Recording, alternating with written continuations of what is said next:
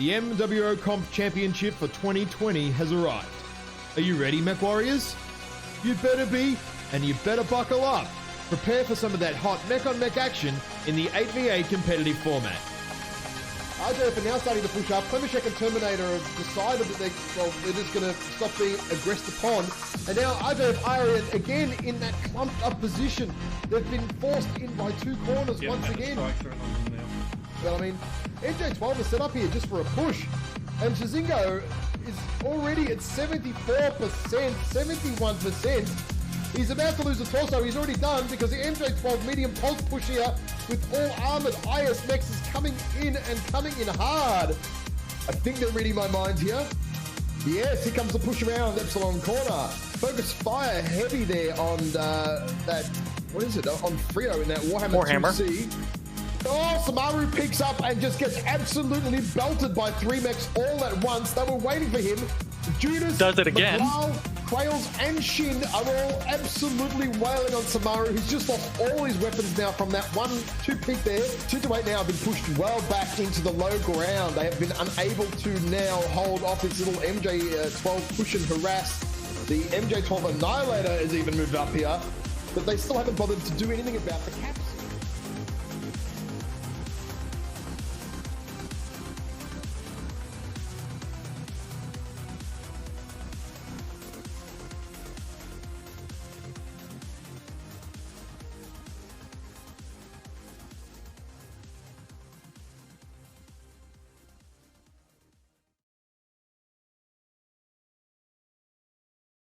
Well, Mech Warriors, welcome back. We have the MWO Comp season for 2020.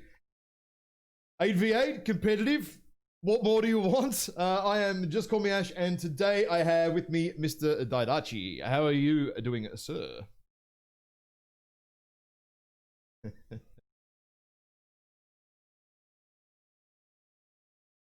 Yep. That definitely fucking sucks, that's for sure.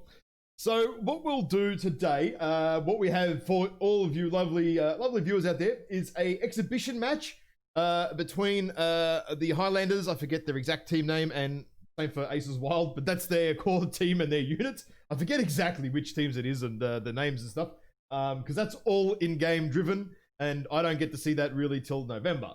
So that'll do for the introduction for these guys at the moment. What we'll do is have a quick chat about the rules here, which I will flick over to.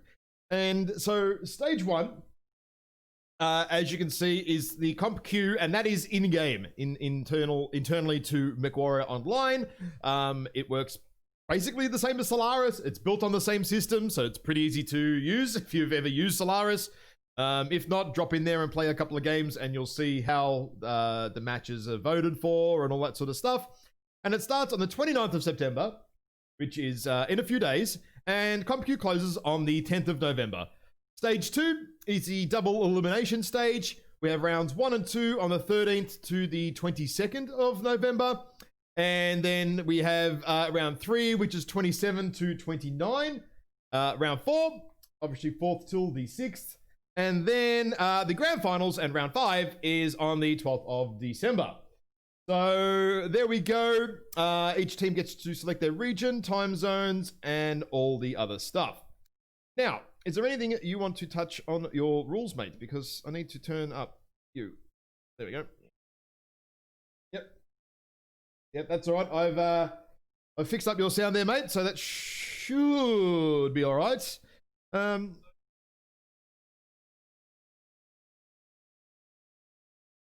Yep.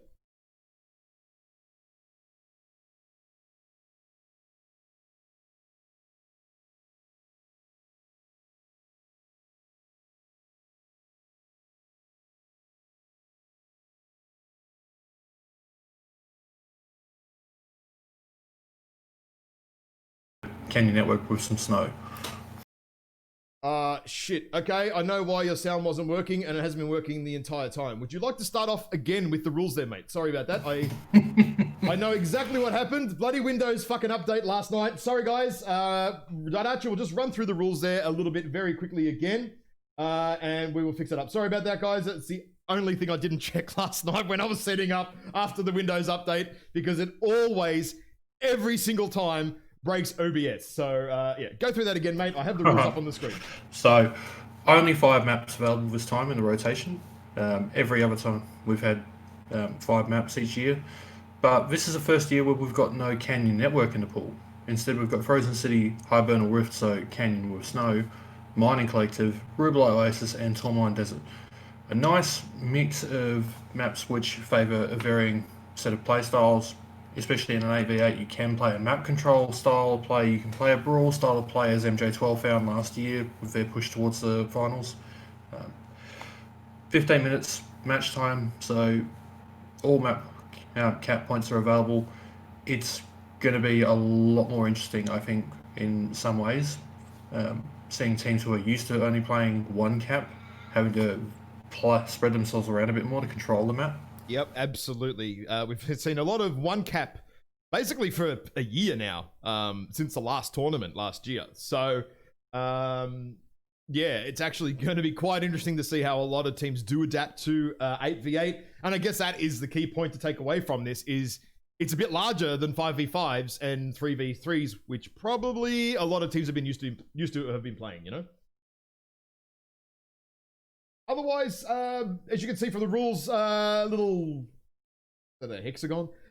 We have strikes fully used. All weapons may be used. All tech. Any mechs may be used. MC and C bills. There is the limit here of a max 3 mechs per class. So you can't bring, say, 4 assaults or 4 lights. It's 3, 3, 3, 3, which is probably the most, I guess, traditional sense of competitive play in MechWarrior since the dawn of time. So that's pretty good. I like it that way. It works really, really well. Last year was phenomenal. I think PGI should have run that in 2018, but anyway. And you can't bring any duplicates. That's the other key thing to take away from this. And for Comp Q with the round format, round 1, the Comp Q is best of 1, as you can see along the top of the diagram here.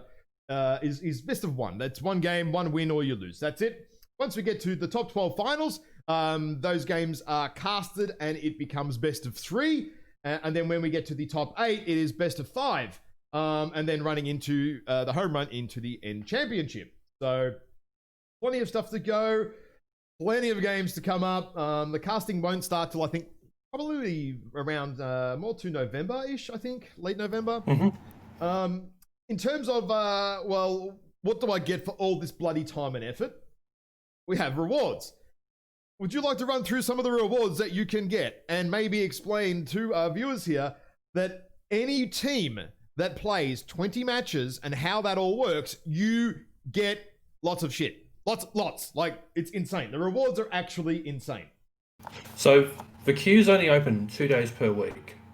So the whole point there is that rather than having, one team, we can only play on Mondays, and one team playing, we can only play on Tuesdays, and neither of them ever running into each other. By opening the queue for 2 days only, you wind up condensing the queue, so there's actually going to be matches around, especially when the queue first opens up. You play 20 matches, every pilot on your team, when the queue's ended and the tournament's over, gets 5 mech bays, 7,000 MC, 3 million C-bills, 273 GSP, and 3 colours. So white, black, and orange.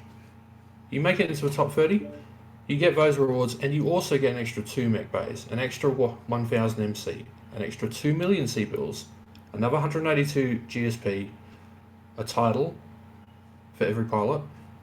It just says, top 500. And on top of that, if you get to a 12th place, it goes on from there.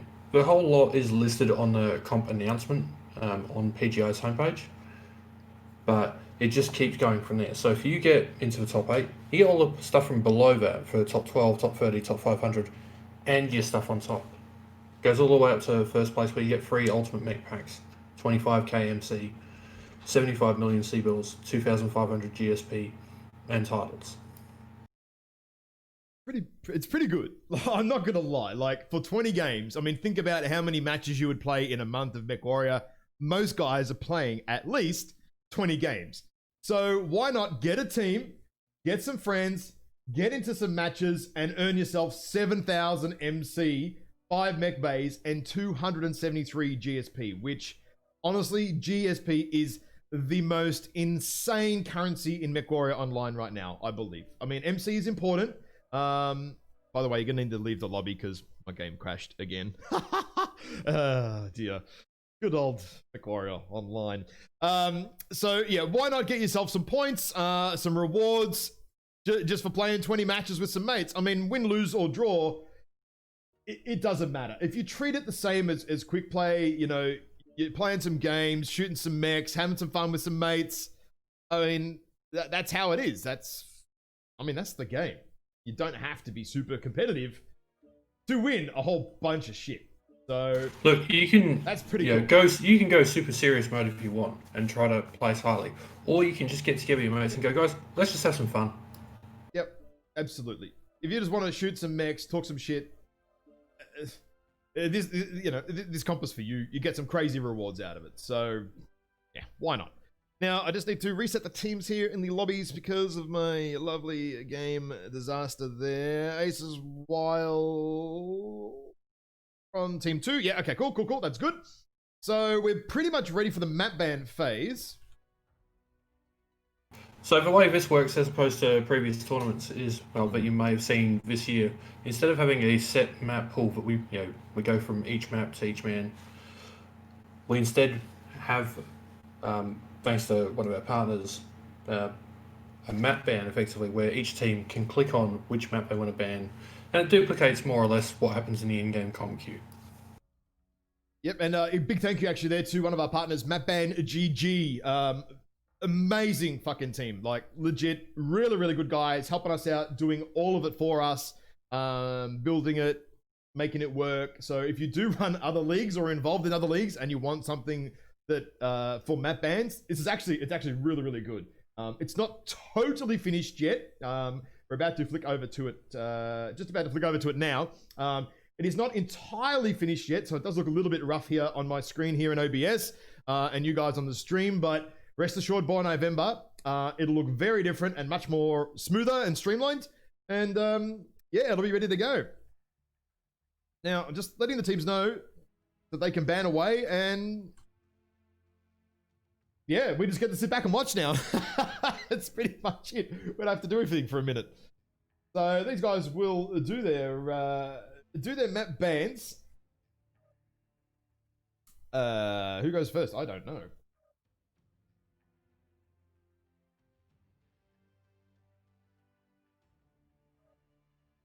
Oh, no, Memento. I'm just looking it up. Yeah, the teams get a different view to what everyone here on the stream is viewing. They actually get their own dedicated screen to vote in and select different options. So for a team, best of 5, which is what we're exhibiting today, Team A chooses map 1, then Team B chooses map 2. Team A chooses map 3, Team B chooses map 4, and the remaining map is map 5. Okay, bang. So we have Tourmaline Desert is banned first. And just to explain as well, normally in the 5v5, in the best of 5s, it might not go to all 5 maps, right? Today, for the sake of the exhibition matches, we're going to run through all the maps anyway. So in that respect, it doesn't really matter what maps they ban necessarily. It'll just decide the order that they're playing today. But normally, once we get to the semifinals, best of 5s, it will be very, very important to ban your maps and all that sort of stuff. So Ace as well, select Frozen City. Yep, Frozen City are banning Frozen. No, not banning. They're actually selecting. Oh, they're selecting, not banning. Okay. So each team picked the map. So Highland Dragoons have picked Tourmaline Desert. Ace Wild have selected Frozen City. Bandits Mining Collective. Benribla Oasis. And the decider is Hibernal. I'm thinking backwards, like as in all my Warcraft stuff the teams that I've been running there. It's all the bans. Actually, it's the opposite. So now so now they're selecting sides, and Highland Dragoons are Team 1, Aces Wild are Team 2 on Tourmaline. Tourmaline, yep. Map 2 is Highland a Dragoon versus. are Team 2 on Frozen City. Yep. The same sides on Mining Collective.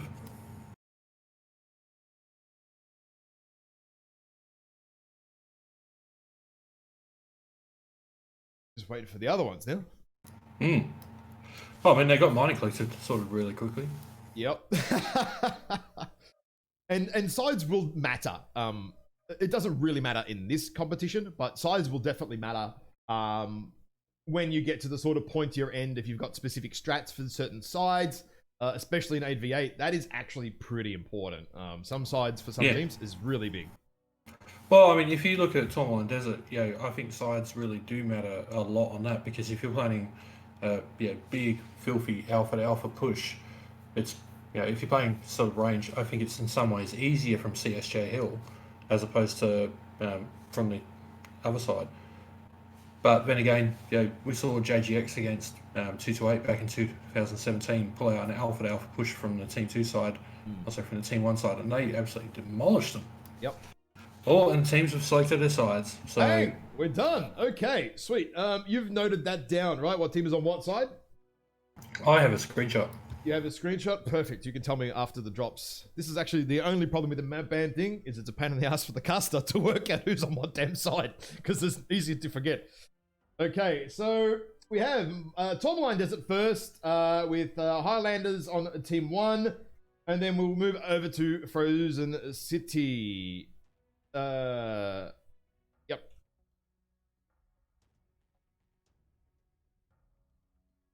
Just letting the players know that they can get their guys in here, and we'll swap it around. What else? So I've got Highlanders. Actually, I'll update my scoreboard here. Highlanders, Dragoons. I forget what their in-game actual name is, but oopsies. What is so Highlander Dragoons is the team name as you've got on map ban, and the actual in-game name is CH Cameron's Highlanders. It is Aces Wild. They're just going with their standard team name, I think. I think they've got different tags, but you know what? For this, I'm not updating it. I just don't have the time. I can't work it out. But that's okay. So we'll kick off with the 8v8 in a moment. Is any questions so far in the chat from the viewers? I mean, I know you guys love to troll the shit out of me and stuff like that, but any actual questions about the comp? If you have any, please fire away. Hit them at us over the next minute before we kick off. And after the drop, same thing. We'll come back and try and answer any questions that you guys might have. Can you change view mode to first person only, please? First person. Oh, full teams no. View mode, first person only. And we'll just need to make sure we keep an eye out for whether it's time of day on set maps or not. Oh yeah, time of day. Yep. Very true. Very true. Looking at the chat there, no questions yet, so that's okay. That's cool. That works. Good. But feel free to share the link for the video around anywhere you want, guys. To a lot of, I mean, it doesn't matter whether you're casual or competitive. It truly makes no difference right now. Come play some games, have some fun. You got some questions? Ask us. We've got the rulebook here in front of us. And I've also got Daidachi here, who is a virtual talking rulebook, so that also helps. And that's pretty much it. We just need to wait for these guys to lock into their lances. It's actually, I tell you what, it's very different seeing 8 players in a lobby all of a sudden, because I haven't casted 8v8 in a year. So seeing all these players is like, oh wow, this is cool. So yes, maybe what we'll do is go to some quick map strat. Ooh, good call. Let's do that. Let's have a look at that while we wait, because we're on Tourmaline Desert. It is 5 cap. It is 8v8. Very different. Very different. Like the map here. Tourmaline.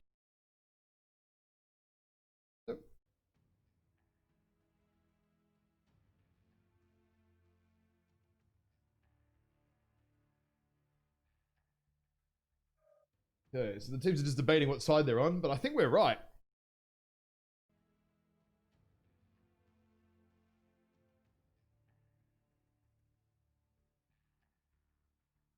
So draw, maybe run us through what you think is happening here while I talk to these guys and work out what is happening here. We're having a little bit of confusion. Yeah, well, no, White Tiger's like, oh, yeah. So, alpha lands for each side, realistically in an AVA, is where a lot of it gets decided. You can either go a full-blown balls to the wall push across. And before I start talking about it, I'm just going to draw some stuff first. Yep, go for it. Yeah, I love AV8, Kelda as well. It's pretty good. I love AV8. I mean, 5v5 is great. Don't get me wrong. It's actually been really great to cast. Honestly, it's been some really good matches. Really enjoying it. So, and even the 2s and the 3s and all this other stuff.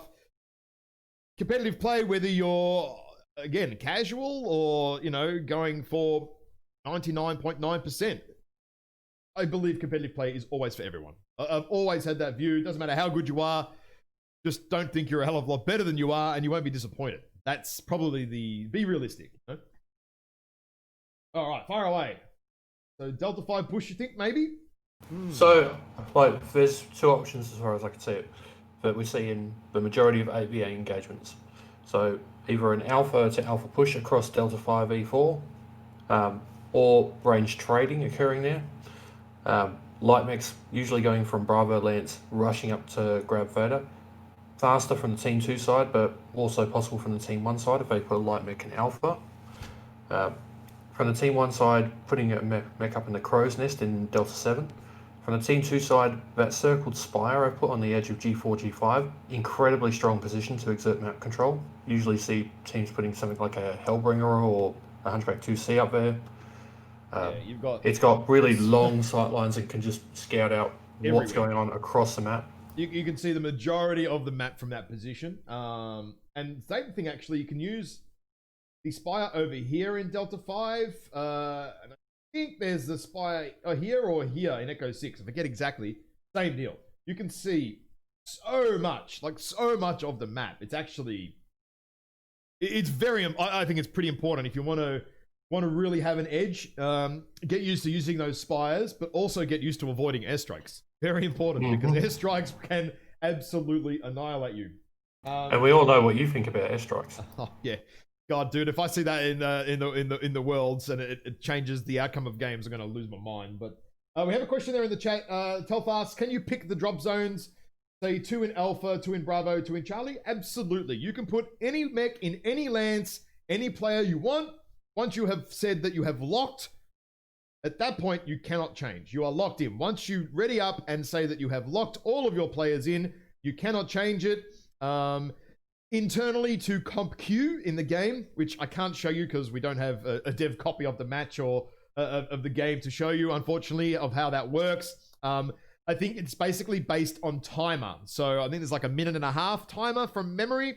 Don't quote me exactly, but I think it's a 1.5 minute timer.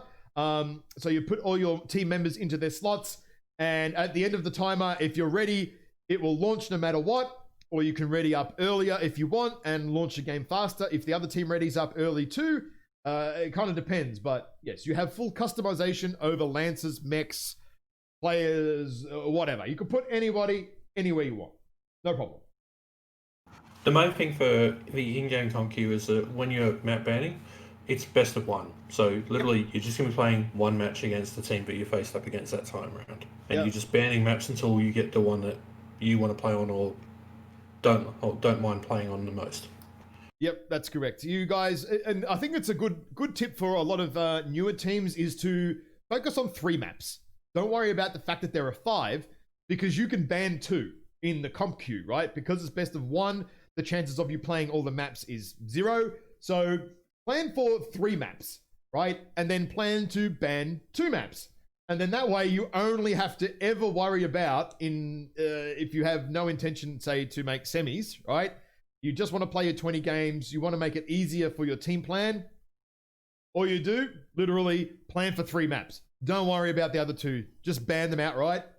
It saves an insane amount of work, legit. So much work. Some teams got caught last year and the year before planning a little bit too much, did 5 maps of planning early on in the stages, and then they're kind of like, geez, that was so much work for just to play 20 games, but we'll just ignore 2 maps. So yeah, that is that is a little pro tip there from me to you guys.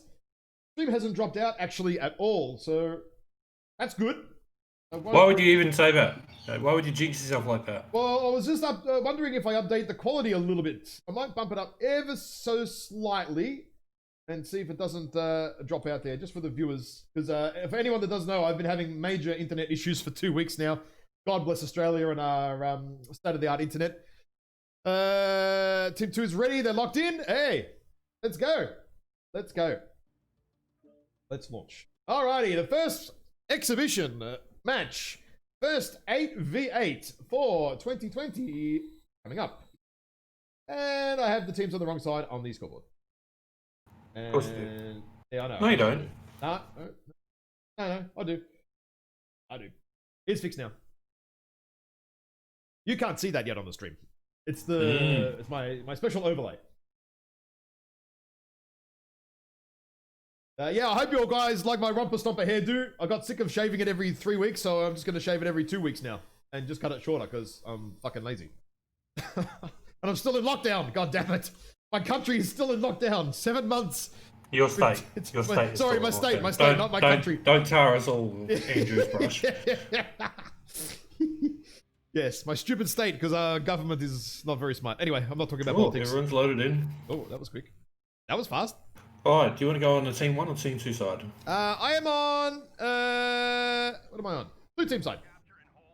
Cool.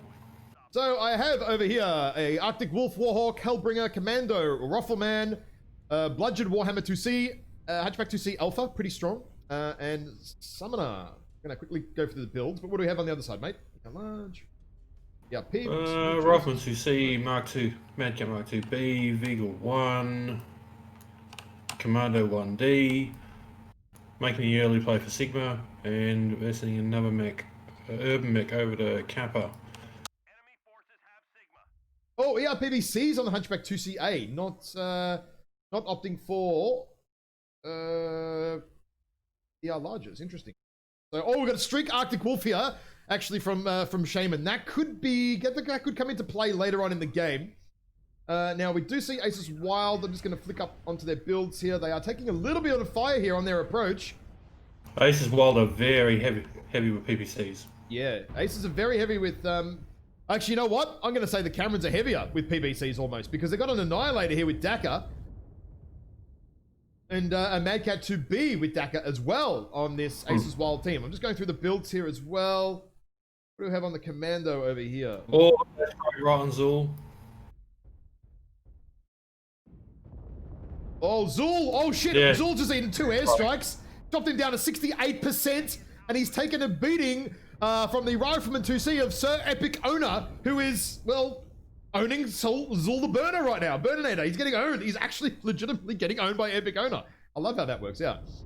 Need to be very careful of airstrikes, and this Madcat 2B is going to be in a rough position actually now. We do have Valorian in a Irby here as well. I forgot to check on him. 5 medium pulse. He's in that a lot. Seems like his what do you call it? Spirit mech.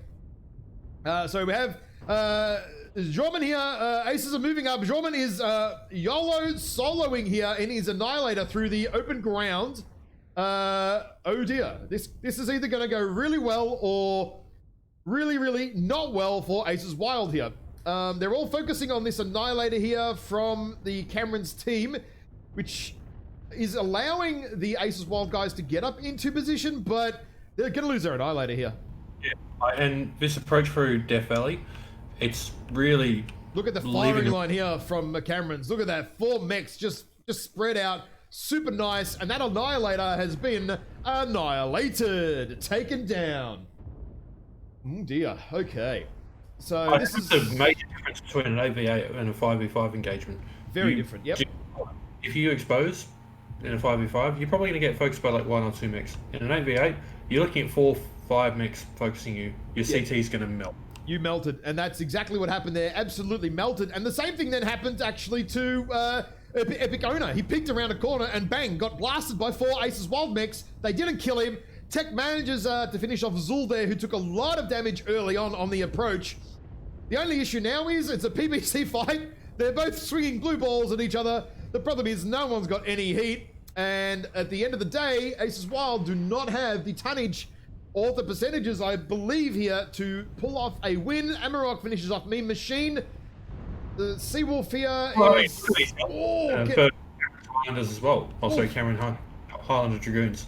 All runs at 96%, and Skippy and that Hunchback 2C is still at 98%. Yep. There's very, very good armor conservation here from the Cameron's team here in drop 1. Tamerlan bang drops with the PVCs down in the CT, and another Psycho there gets bang dropped on the CT as well.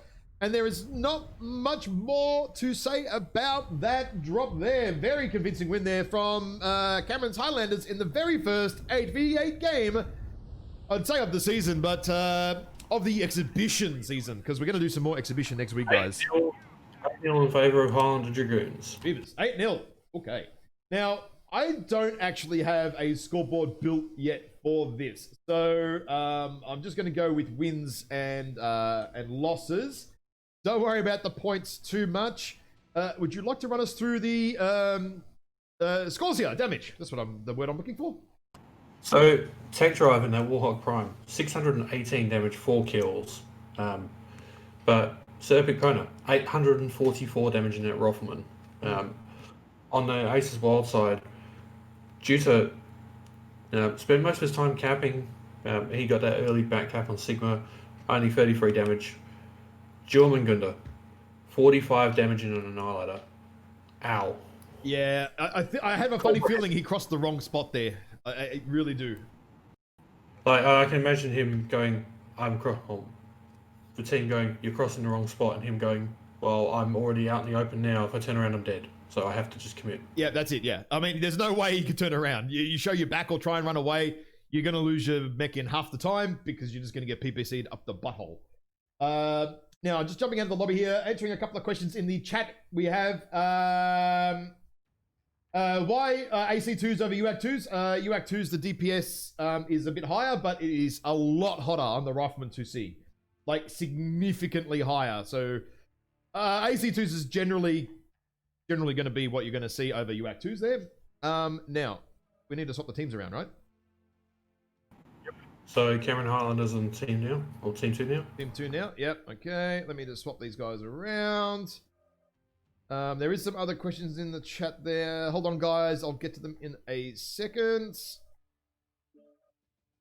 And what map are we off to, mate, for this next drop? Frozen City. Frozen City, ooh, okay. Daytime. What I'm going to do quickly is flick over to the map strat while I answer the questions. If you want to start drawing, and I'll cover off some questions as we go.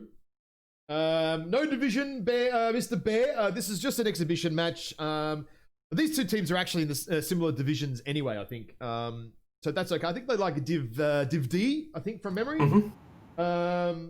So yeah, we're just doing exhibition matches today. We're going to do some exhibition matches next week as well. So, again, just to answer some questions, get some exposure out there. There's a lot, and I mean a lot of new teams again this season. So, I want to try and get as much information out there as possible. Any questions you have, ask them in the chat. We'll answer them as best we can. And if I can't, Tadachi can't, if someone in the chat can't, we'll get back to you somehow. Ask on the Discord. Always got shit tons of information there. So, map straight, mate. Frozen City. What do you think we're going to see there? So I think that, based on prior evidence, I think we'll see Cameron's Highlanders set up with probably no more than about 1 or 2 mechs around Sigma, just because it's not especially strong for trading. There's very limited positions for cover. Majority of the team, I think, will see push through for a 7-line push.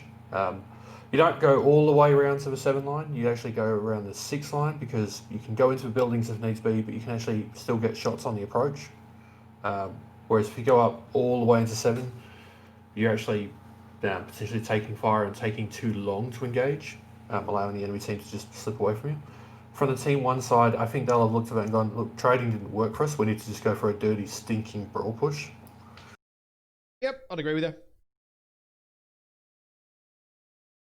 And Aces Wild do that pretty well. So, and we have seen these guys duke it out in divisions for years. These, just because the first game was, first match was an 8-0 does not mean that Aces are out of the running or playing poorly or anything. And also, don't forget, guys, no one has played 8v8 realistically in a year, right? Like, some teams have done some scrims. Some teams have been practicing. You know, some of the, I think more of the higher end teams have been doing some practicing for the last, I think, month or so, maybe a few weeks. I know some teams have been practicing for 2 months. So I wouldn't worry about it too much. And it does take a while to settle in there. Well, the other thing is, it's better in some ways to get comprehensively beaten and go, all right, these are the things that we need to comprehensively work on now for an exhibition, than to have that happen in a live environment where you're like, oh, we were totally unprepared and everything was going great up until now. So no duplicates question there from Blazer. So it is the chassis, not the variant. So you can't bring a Grasshopper 5H and a Grasshopper 5P. You can only bring one Grasshopper. That should neatly cover that question off. Nice and easy. Very, very important, actually, because some teams last year did get a little bit confused by that. So, yeah, it comes down to the chassis, not the variant. Now, what do we have? Just going back to the match here, Team 2. So, we might even see Highlanders here actually, I think, potentially do a bit more range spread here in these sort of positions. I mean, they brought a lot of range last game. And on a map like Frozen City... Yeah, right. Oh, you keep breaking up. Where's that? Is it my internet or yours? Could be a mix of the both, maybe. Just like the Liberal government. Yeah, you're going full robot on me again. Okay, that's all right. It'll come back good. But yes, we could see a push up here from, as you said, the Aces Wild team. You can go this way, but it's a little riskier. You can take a lot of damage early. I'd see a push up that Team 2 side from the Aces Wild team because they're on Team 1. Oh, shit. Sorry. Oh, my God. So, yeah, sorry. Camerons are probably then going to set up in these regions here if they're going to play the range game again. There's a lot of actually good spots from Team 2 to set up as well. You can put a mech up here in Fox 4, and it does actually have significant advantage around all over the place, actually, really, really nicely. Like, the main mistake I see for all that Fox 4 position is that people go, oh, let's put, like, 3 or 4 mechs up there. And at that point, you bunched up too much. You're all competing for the same sidelines. And it's really easy to just keep striking. Yep. Now, we could see just the green lines there on the map. If Aces decide to do a bit more of an aggressive sort of push across, you can see the green lines going across the E5. Following the bridge is actually a really good way to go. And it gets you really nicely up to this dropship area. Like, really easily. The only problem is if you're going to bring slow ass assaults like annihilators and stuff, you're not gonna be able to cross there easily without taking some flak and some fire. But if you bring sort of faster assaults, you can definitely cross there, taking very, very minimal fire. We've seen teams do it over the years in AV8 many, many times. So basically, ignoring the caps. We did a trial with a gargoyle and no speed tweak, and timed it from the Bravo spawn point to get across to that E4 line, and it was about 46 seconds. Yeah, it doesn't take very long, like at all. It's actually really quickly. So, do you want to just disconnect and reconnect to Discord because you're going super robot? It might be Discord, and we might swap if that's the case. Okay. So Nanachi will be right back, guys. He's gonna close Discord and reopen it. Sorry that he's going a bit robot sometimes. Again, the joys of Australian internet, guys. It's just not very good sometimes. So we'll wait and see. Hopefully that fixes it up. And now we have the Lancers are locked in for Team 1. They're Alpha and Bravo Lance. Very solidly, actually. And we have... Oh, these guys are locked in, ready to go. Alpha, Bravo, and Charlie. Okay, right. So... the Highlanders are spread all over the place. Now, interestingly, putting mechs in Charlie Lance, you generally don't send them that way. They're going this way because it's very inefficient to put mechs in Charlie Lance if you're not going into the F7 region. We'll find out why they've done that. Unless you're sending someone straight forward towards Vader. and it's a light mech. That's true. They could. Well, there's 2 in Charlie Land, so maybe they're sending 2 there. I don't know. Possibly a fast-moving medium with streaks and a light mech to go for gank the enemies. Oh yeah, that's true.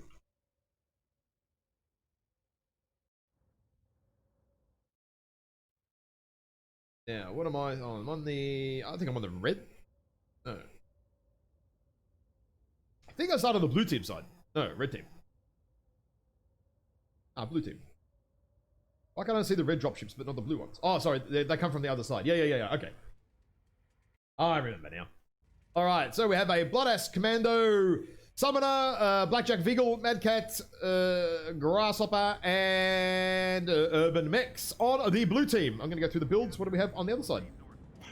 Summoner Prime, Grasshopper 5P, BJ3, Vigil, Urban Mech K9, Commando 1D, Mark 2B, and a Blood Asp. Okay, so we've got a bit of range here for aces this game again. Lots of PPCs, lots of DACA. So the 2 assaults are DACA, and everything else is either ER peeps or ER large. Interesting. Oh, okay. I think we're going to see something different here from Highlanders. Ultra 10s, 4 AC5s. UX could probably be a little bit better. Slip near with LBXs. Ooh, that's going to be rough if it gets in close. And we've got an early Commando fight over at Fader. Yep. And again, that Streak Arctic Wolf. So we've got a little scruffle here at Theta here from both teams. Stuff Your Fear taking actually a shitload of damage. Trying to cap Theta there. And actually, you know what? He nearly got torso to the rear then. One more shot from Peeps could actually have taken him out. So I see another question in chat there from Telfast. I'll cover that off in a minute, mate. I'll actually explain that in higher detail. So just bear with me. I've got some infographics to show. So just bear with me, mate. And we'll get back to that in a minute. And I'll finish casting this one off. Now, we have another cap here. 2 caps for Aces Wild, but Highlanders are moving in. They are not mucking around here. They're getting in there. Yeah, but look, I mean, Stuff Your Fear is running in. I just think that's premature. Yeah, he's getting in there too early. Yeah, he's going in a little bit too early. Going a little bit hard and deep before ready to receive the his team is just not ready here. Yeah, he's got 5 mechs on him now. Yeah. Stuff Your Fear is actually going to die here, I think. I'd be very surprised if he lives through this. He's got a full HP commando on him versus his mech, which is pretty much wrecked. In the meantime, though, Ghostwalker over at the Epsilon cap point, stuck around way too long, got himself legged, and has been taken out of the game. He's done. He's dead. A little bit of struggling awareness there. Again, 8v8.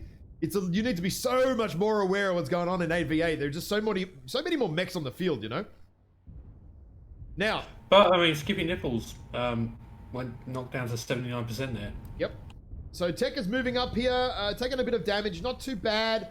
White Tiger's nearly legged as well, actually. So Cameron's could actually be in a little spot of bother here soon if they're not careful. They're trying to rotate through here, but they're... Yep, and Stuff Your Fear is legged. Yep, Stuff Your Fear is... Oh, Stuff Your Fear is legged over the back there in the commando, so Aces can basically ignore him now and focus on the main fight. Meme Machine here is taking a fair bit of artillery fire by the look of it. Stuff Your Fear goes down. And Sir Epic Pona is about to get all 3 men ganked. Oh, Epic Owner in the back there. Yep, in the back in the Mad Cat over the back of the map there. Is definitely going to get hammered. Zool is in a little bit of trouble here in the Blood Asp, but not dead yet. Camerons are still more grouped than Aces. Aces are very spread out right now. They could turn this around with some focus fire. Succubus gets down Zool. Okay, so Aces are actually in a bit of trouble now because Camerons are now much more grouped up and much more focused. Legend of Khalida goes down there to this Aces... this Cameron's focus fire here. Balorian is now in trouble. Epic Owner finally goes down after 4 mechs were on him for nearly a minute. This is going to turn into Cameron's favor. This is going to go in Cameron's favor here. This Streak Arctic Wolf is going to neutralize the commando. Psycho is in some serious trouble here. And Tamerlan's, Cherry. Yeah, Cherry CT on Tamerlan. So Aces Wild had the position, had the advantage, and just kind of split their forces up. And this is how games can turn in 8v8. Yikes. Succubus finishes off. What I liked there was that they split their forces up to try and take Camerons apart piecemeal. Yep. What went wrong machine gets was the dropped. fact they took too long to do it. Yep. Yeah, 4 mechs taking nearly a minute to kill 1 mech is too long. If they have killed it in 20 seconds, this game would be very, very, very different. But wow. And look at that. There you go. 8v8. You can turn a game around in a matter of 20 seconds. Quite literally 20 seconds can turn a game. Aces Wildwood definitely in the front there. Huge, huge advantage. And then got caught out, split up their firepower, didn't kill the mechs they needed to. And Cameron's Highlanders here, keeping that death ball going, were able to pull off the win in the end. I mean, I'm just going to echo chat here. Kalita, it's pretty clearly Legend of Kelda. Legend of Kelda? Ah, whatever. Get staffed.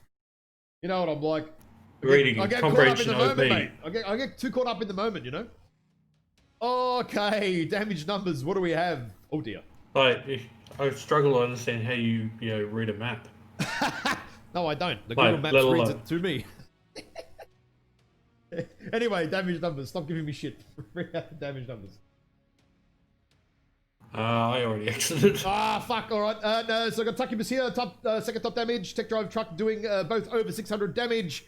Plus the Fox doing a pretty good job there. Stuff Your Fear getting taken out early. Running in, just going too hard, too soon. And doing not a lot of damage at all for his efforts. But despite that mistake, Aces Wild, was it Irby got stuck alone there and kind of got legged, and then the death ball started for the Highlanders.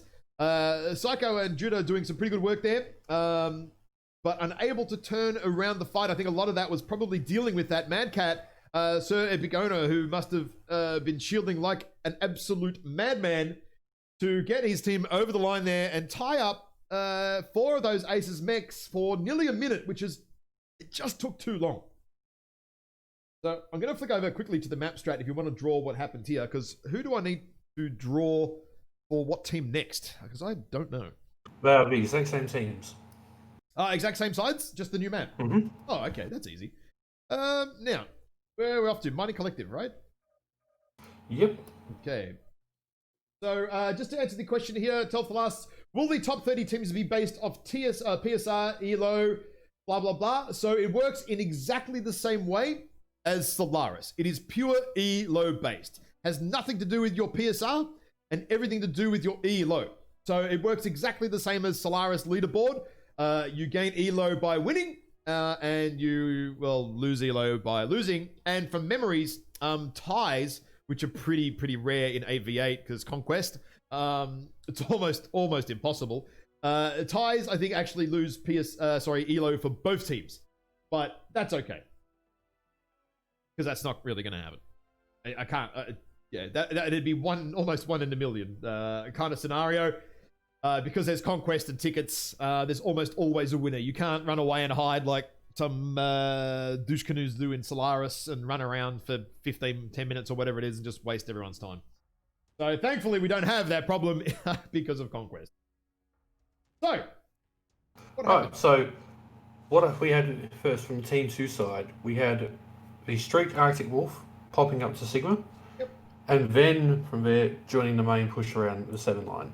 The Commando went from Bravo Lands, went to Vader, got shot from the ER large Overwatch mix as well as the Commando, stuck around way too long, and then pushed straight into the main body before the rest of his team had actually engaged.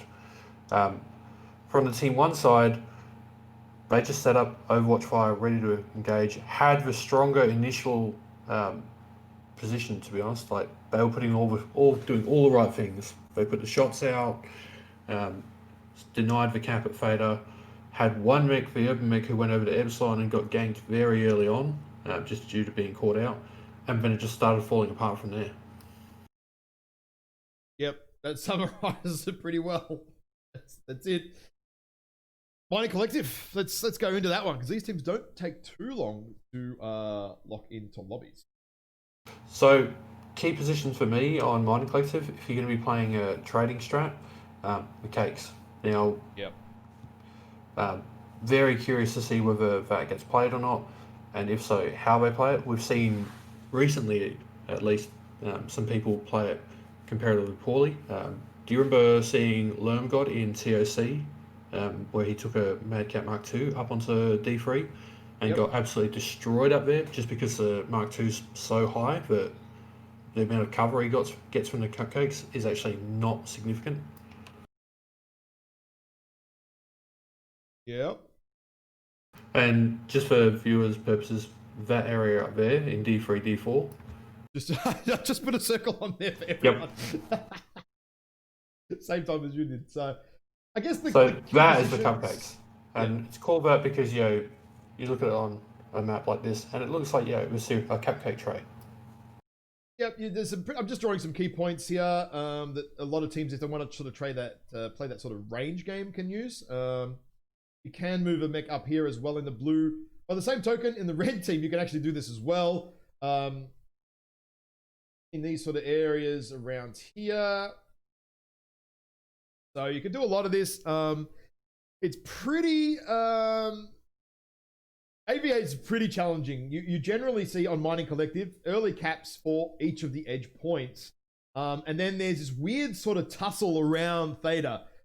Generally, he who gets Theta first generally has the advantage. And I would say that you've also got the added advantage from the Team 2 side is that you can control Theta a little bit easier.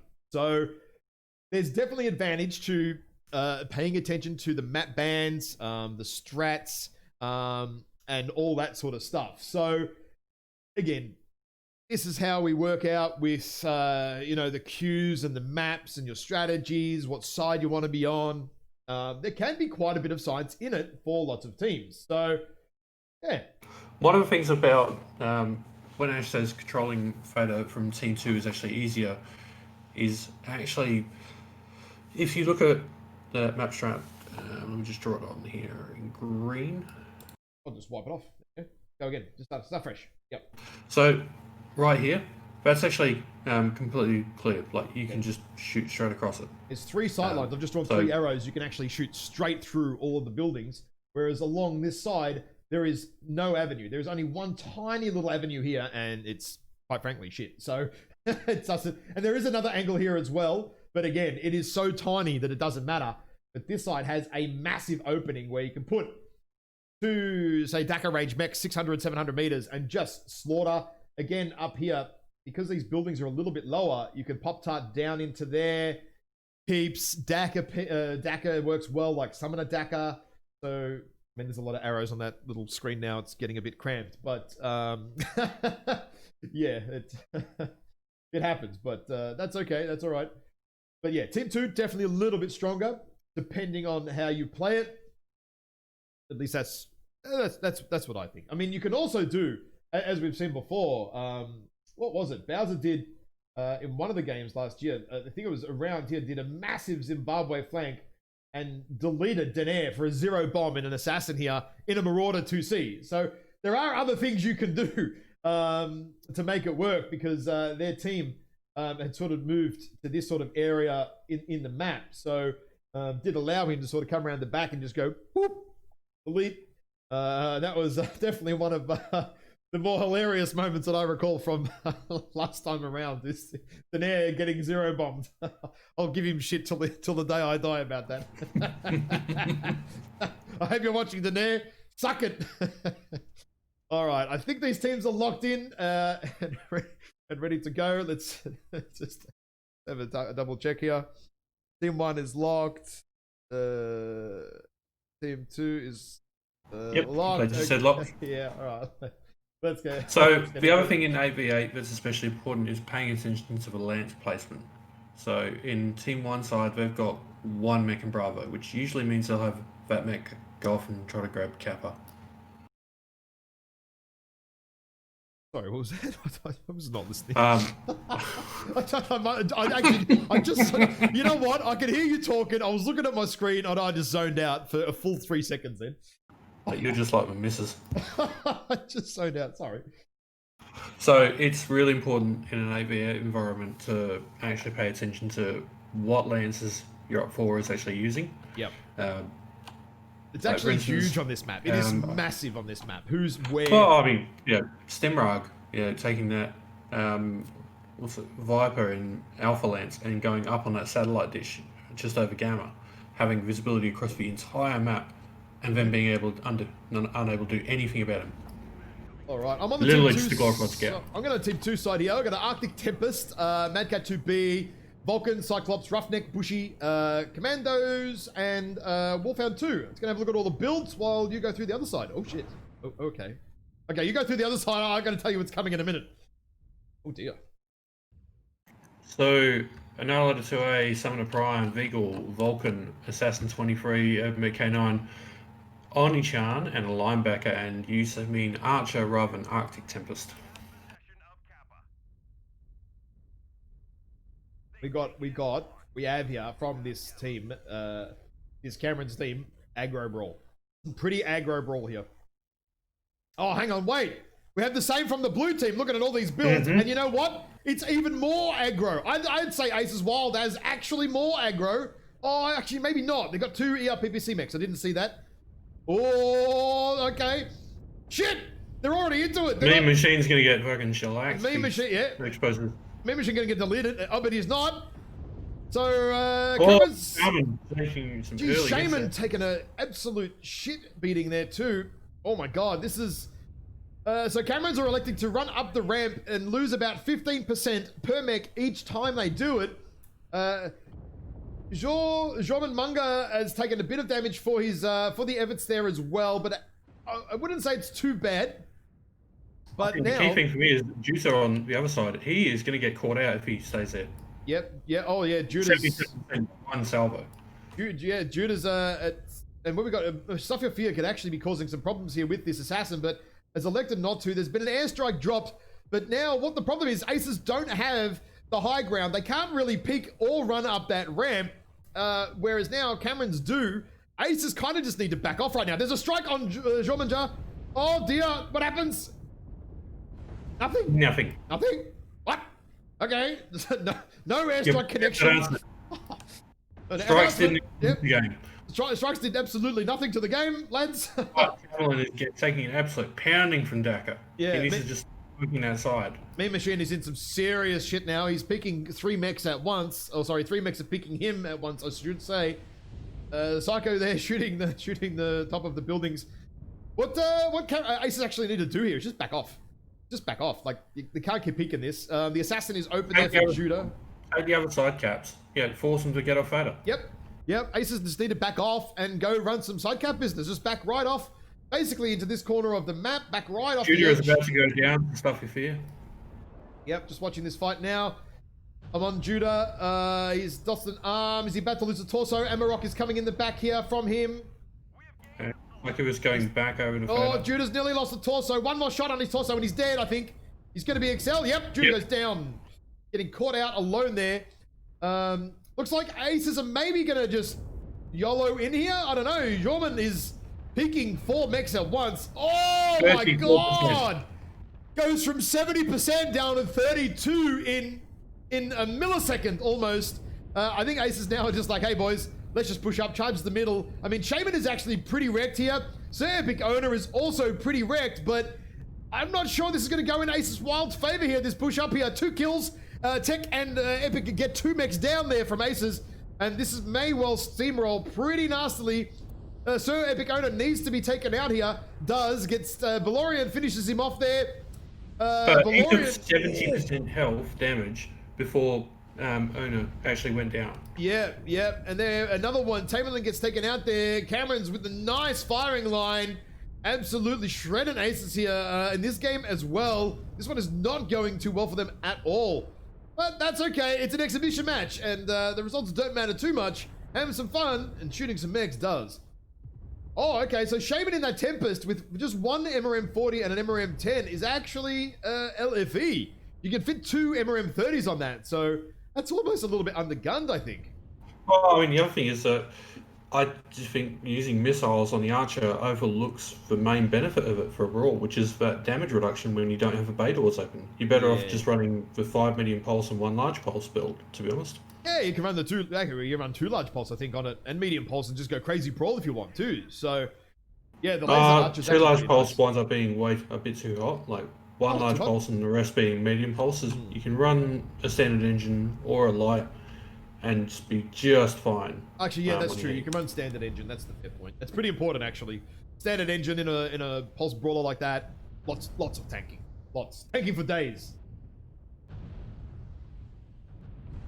And there we go. The Baby Eagle for Psycho gets taken out there. And that is the match. Run me through the damage numbers, because I'm getting messages and I have to try and work out what's going on. Okay. Alright, let's have a look. There we go. Oh dear. So, really good spread there from Cameron's. Epic Kona, 633 in that Slipnir. Shaman, 505 in that Archer. Tech Drive, 571 in the Mark 2B. Skippy, 410 in that Vulcan. Falcon in that Bushwhacker, which, to be honest, I didn't even notice for half that match. 423 damage. But stuff your fear, 404 in the Commando. Over on the Acer side, that's actually a lot of damage for. Yeah. I think maybe an airstrike, because he was just chasing a commando for most of. The assassin for most of that game. Yeah. So, Jormungandr 613 in his Annihilator, 710 for Psycho in that Veagle. So he was putting in work. That's actually a lot of damage. 428. I think he could have potentially gotten about as high, but he was constantly being shot at from that same position. That assassin was probably the low point, because he was engaging around that side instead of just taking the caps and drawing them out that way. He only did 88 damage. So just run me quickly through the teams here, and we'll swap these guys around. Rubelites, Cameron Highlanders are Cameron's Dragoons. Also, Highlander Dragoons are Team 1. Okay, let's swap these dudes over then. And I'll bring up the map strat for you, which is up there now, so you can draw a little bit of what happened on that map. Then we can go into the next one.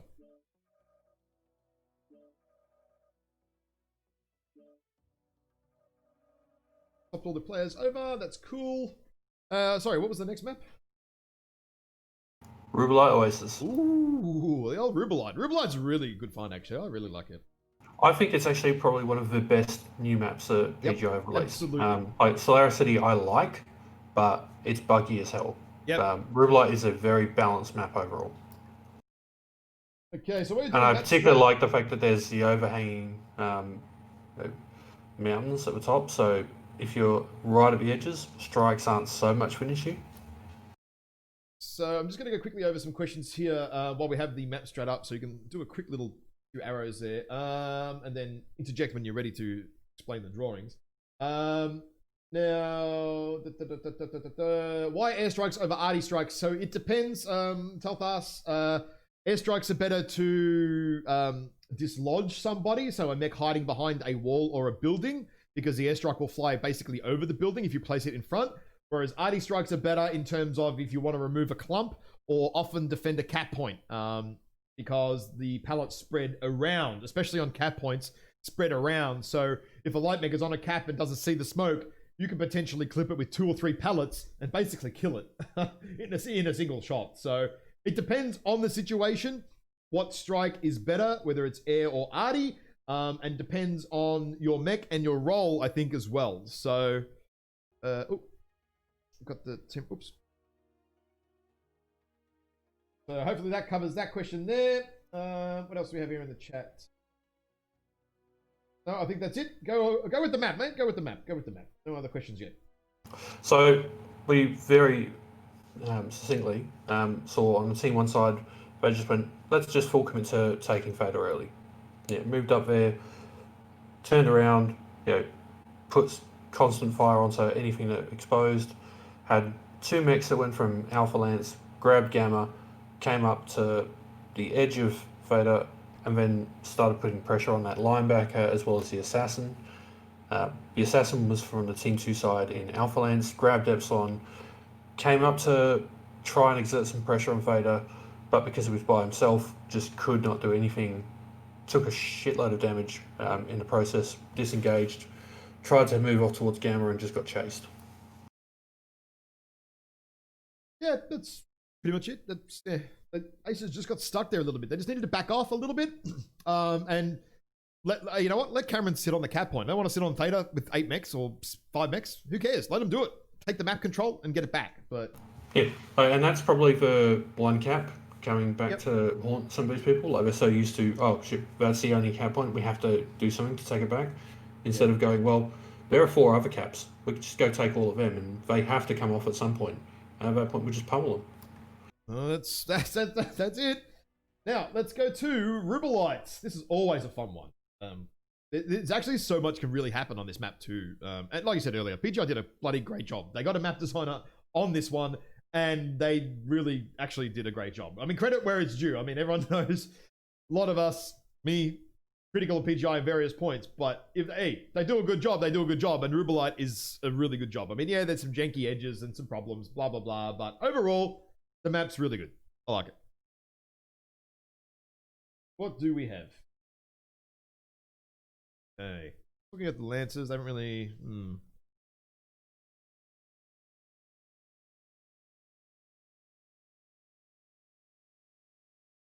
Sorry, just to fire back at Stoney there.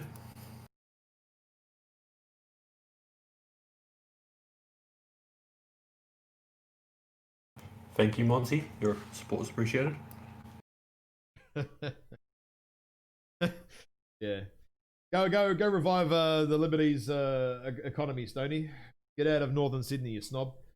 Actually, nah, you're probably a western Sydney boy. All right, so Line. What's going to happen?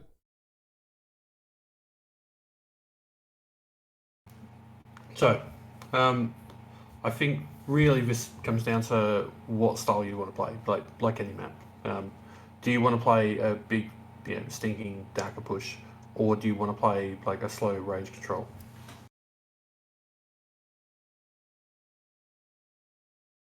Who's going to do what? Oh, yeah. Range control's really been working out, fairly well for Cameron's Islanders. Like they've obviously been practicing it.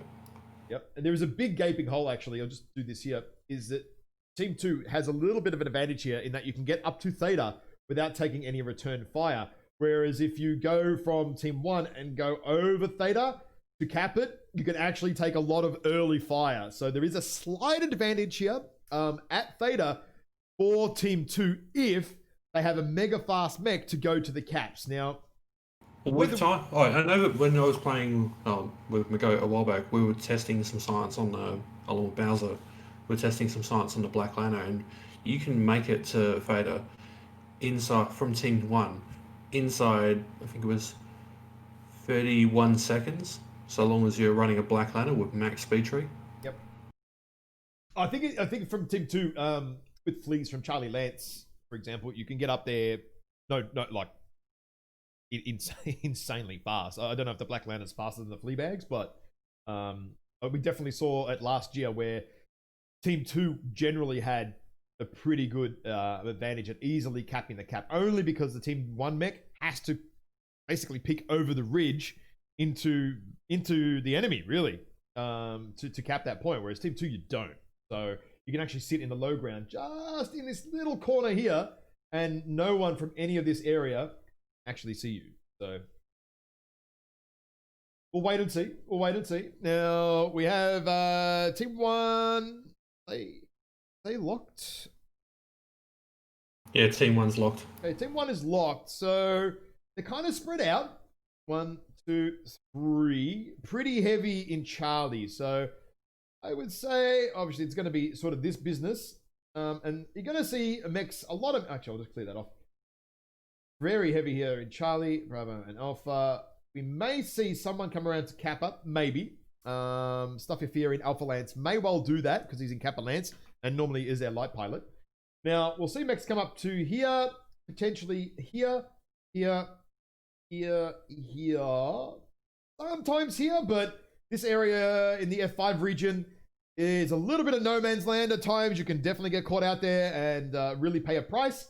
You can also send mechs up into the low ground here and use some ridges here to pop tart and peek around. You can also go under here, and there's basically a big fat ridge here where you can bring your mech up to.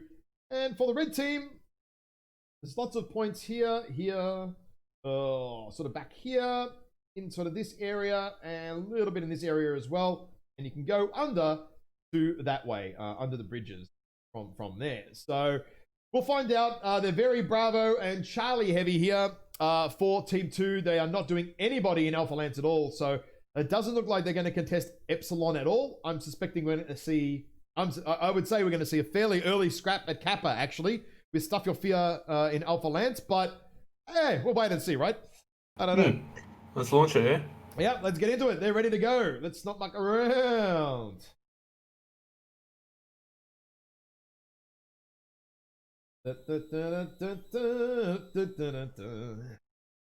Rubelite Oasis coming up.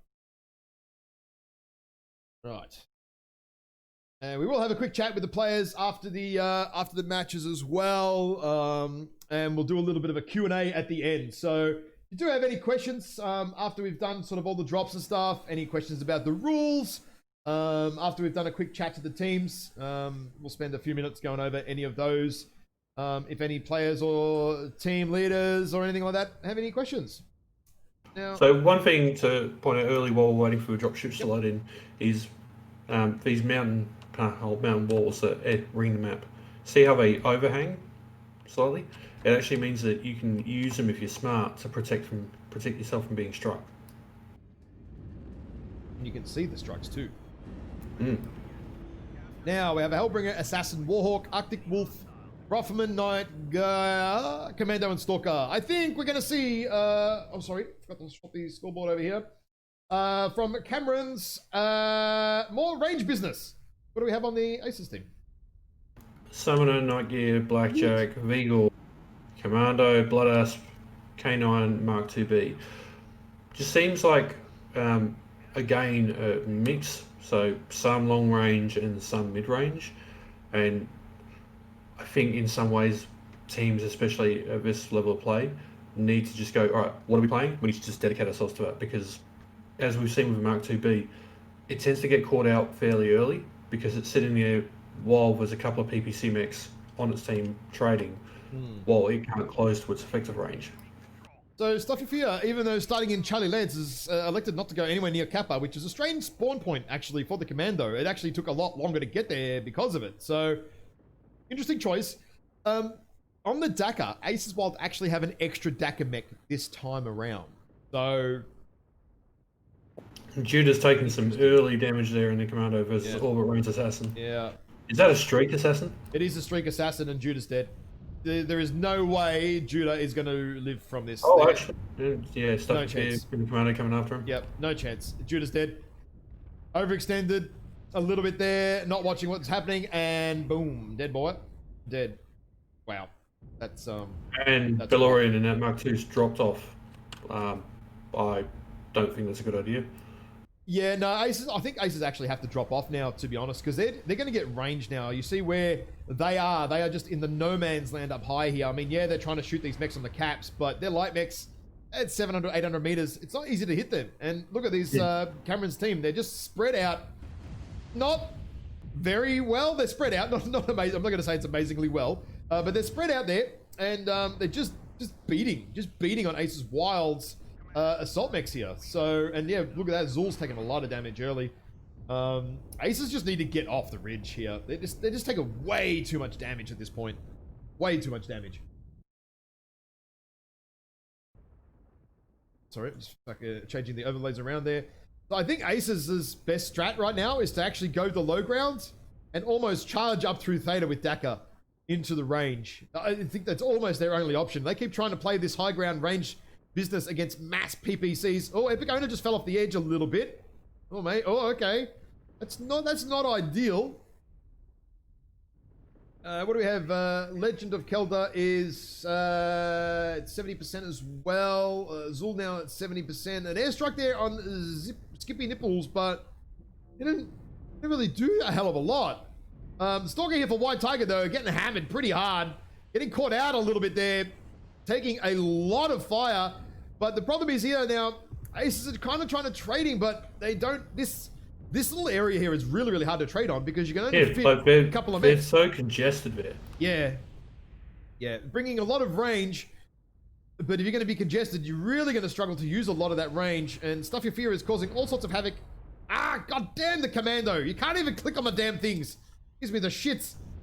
Right, there we go. So he's actually open on the torso, so they could, with one well-placed shot, actually take him out, but he's electing to not continue to fight here, which is probably a wise choice. But again, Ace is just getting a little bit clumped up here. It's really hard to find angles when everyone's sort of sniffing each other's bum, you know?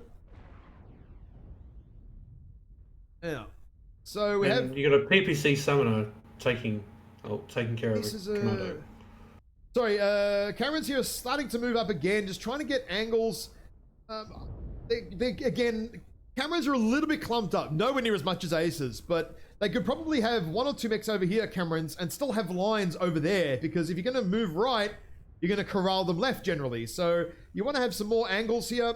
Ah, here we go. Cameron's are reading my mind. They're actually spreading some mechs backwards now, so they're going to have a really nice cone of fire and angle here on Aces and really cause them some pain as they start to funnel them here on the right-hand side with the movement of their Dakar mechs. And I think Legend of Kelder's just about to go down. Yep, Min Machine's in some trouble here. Kelder is in trouble too. Oh yeah, he's open everywhere. Zul's in, Zul's open everywhere too. Blackjack open CT. Oh dear. I think this is going to steamroll pretty hard, pretty quickly. Yep. This is not looking good. This is not looking good for Aces. I think the Cameron's Highlanders smell some blood in the water here. The low percentages everywhere. And oh dear, I think one airstrike could almost kill the entire Aces team. Just putting it out there. One airstrike now, one big arty strike could kill them all. Oh, Main Machine deleted in the CT. Oh, Skippy Nipples though is actually nearly destroyed there in that. Well, and he just took another 2% damage from dropping off. Yep, yep.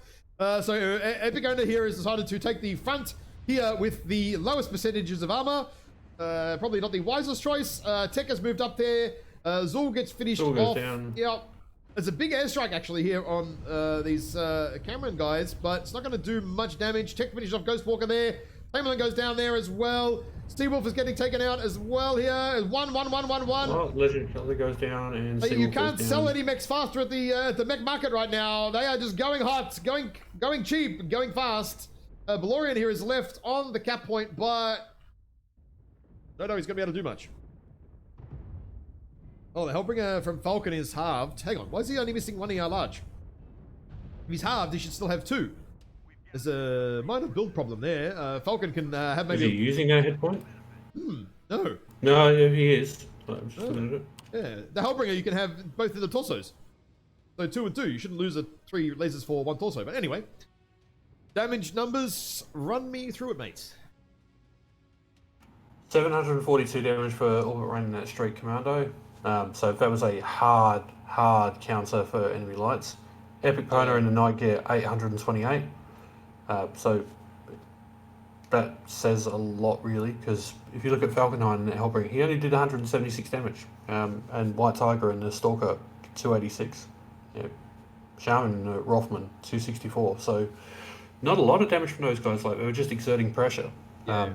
On the Aces Wild side, it was a pretty even spread of damage, like 397, 387, 368.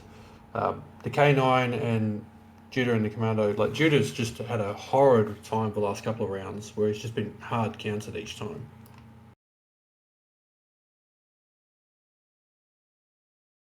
Yep.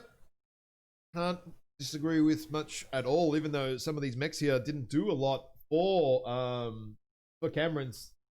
I think just corralling them and getting the angles kind of did the bulk of the work there. So now another win to Cameron's there. Don't worry about the scoreboard, guys. I'm just updating wins and losses, basically. The points is not representative at all of what the points scoreboard is actually going to be in game and all that sort of stuff. It's basically who wins and who loses. We just haven't. Sorry, we haven't.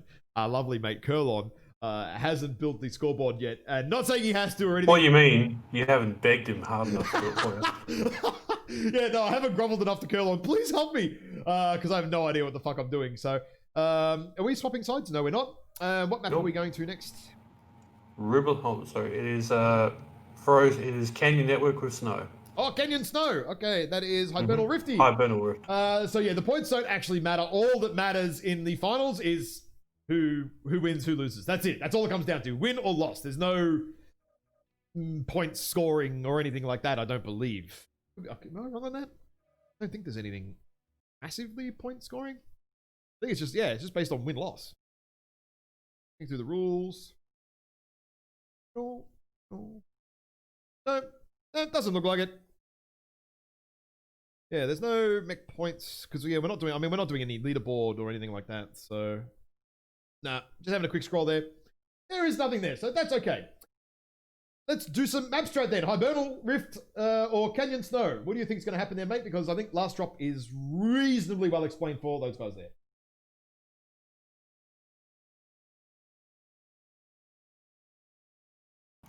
Sorry, I was just responding to something in chat. That's okay. So, Hibernal is actually one of the maps I'm not so familiar with. Let me just reset the map strat to be on the right map.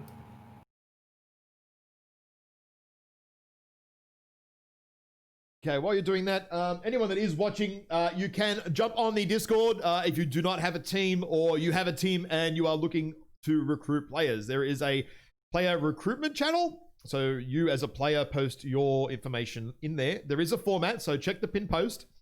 Make sure you follow the format, please. Just because it makes our admin life really easy.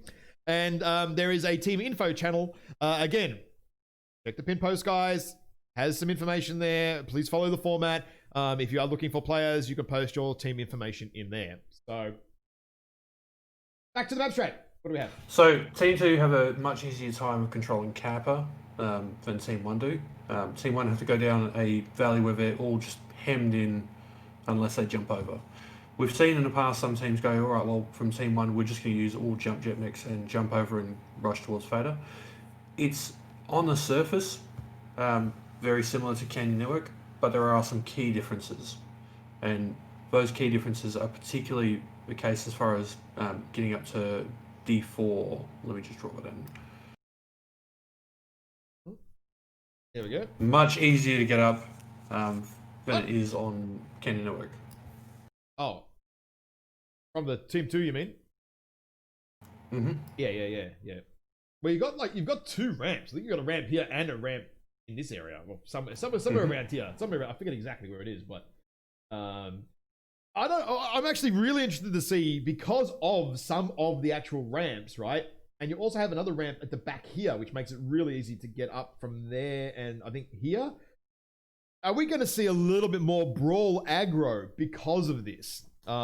We've definitely seen it from teams in the past on Canyon. Some really brawl aggro stuff, but sometimes it's been hampered by maneuverability and jump jets. You don't necessarily need them as much on Hibernal. So I don't know if that's going to play a huge factor or not, but I'd be really interested to see. There's actually another ramp over here too, straight up, basically from the spawn point. You can walk straight up here too. I think up here, I'd have to get into the lobby to actually triple check all that, but I can't quite remember. So, like, what I think we're going to see here is that this is the last drop, and playing a mix of range and mid-range hasn't worked out well for Aces Wild. So they're probably going to be talking amongst themselves and going, guys, let's just commit to just pushing their shit in. Yeah, it's worked out for us in the past. Let's just do it. Yep. And no, it's not a scarf, you guys. I'm not bloody diving into my missus's closet. I had to be very careful what I said there. It's actually just a fishing mask, because Victorians have to wear masks everywhere. So yeah, that's I just forgot to take it off, guys. I literally just had to go to the shops this morning, running around like before the cast and stuff, because I hadn't done any shopping for a week, so I had to do a lot of running around. So just purely running late. There's nothing wrong with me or anything like that. Take it easy. And there's a giveaway running. Hashtag holy shit. Make the timber good again. What a ridiculous amount of text live. Can you stop doing that? That is just stupid. So if you want it's a ridiculous amount of text for a guy who has trouble spelling common words. That is just that's absolutely bloody absurd. Don't do that again, mate. Just make it simple, So yeah, if you want to give away, pump that into the chat. Make the timber good again. Oh gee. Do that again, I'm going to kick him out of the chat. That's fucking ridiculous. All right, these guys look like they're ready. let's get into the lobby and get underway for another game. So do stick around, guys. After this, we'll do a quick chat with the teams. And then after that, I'll quickly run through the rules again and go through it with everybody and all that sort of stuff. So good to have 107 people watching as well. Yeah, we've got heaps of people watching. If you do know anyone on any other team Discords, quickly tag them if they have any questions or you've seen some debate about the rules and want it all clarified. In about 10-15 minutes, we'll be able to go through all that for you, answer all your questions in detail. What the fuck am I? Oh my god, what is this? All things Summoner. Oh my god. Vulcan, K9, Rifleman 2C. Why is it not coming up here? Okay, so I'm just... There we go. I've got the builds here now. What? 2B, and Casting tool not working. There we go. Okay. Yeah, heaps. So we have on the Rifleman 2C, Summoner, Vapor Eagle, Vulcan, 5T, Commandos, Medcat 2B, and Irby Derby mech. For Red Team. Just looking at their loadouts. What do we have on the Cameron's loadouts? Grasshopper Mjolnir, Victor 9A1, Tempest again, Mark 2B, Assassin 23. Ooh, rolling, huh? Is it? Paquette, Huntsman Paquette, and a Vehicle 2. LBX 10 Mjolnir. What? A 3 AC-10 Victor. I haven't seen that Victor for a while. It's nice. Arctic Wolf again. Oh, 2 MRM40s and 1 MRM10. Okay, I was about to say that Archer build was strange before with just 1 2, but it's actually got 2 MRM40s and a 10. That's a lot of firepower for that mech. I think it's a lot. It's a lot of sandblasting spray. Yeah. So we've got the teams moving up here. Camerons are doing the, they think it's quick play right now. And they have left Meme Machine alone. Meme Machine is alone to get farmed here by the Cameron Highlanders team. Oh shit. He better be screaming on comms. He needs help because he's about to get taken out. His whole team has not really paid attention to what's going on here. This is not good. Back to him now. Oh shit. Oh no, Meme Machine's about to lose his arm. Zul needs to get into the fight. Now Zul's running away. Zul's scared. He's like, dude, I'm not playing with that shit. I'm out. And Meme Machine's already gone down. White Tiger though has taken an absolute beating as well from an airstrike and is nearly open on the CT. Cherry red CT armor as well. So, big airstrike on the Annihilator here. 87%, 85%, 82%, 79%, 74%. Yeah, it's like, I'm just going to run in, even though I'm sitting at 49%. I'm just going to run around. I think Stuff Your Fear just ran through his own airstrike then. So he's sitting at 47%, or someone else dropped an airstrike and nearly killed him. Oh Jesus, that is not what you want to happen. Judah goes down in the commando. I didn't even see what or how that happened. Zul is now, after running away from the fight, kind of stuck in the open here and getting getting the piss beaten out of him. Looking up the middle here, Shaman is pretty weak. Torso's open. Nearly there. Oh, sorry, one torso open. Well, the other one's nearly open as well.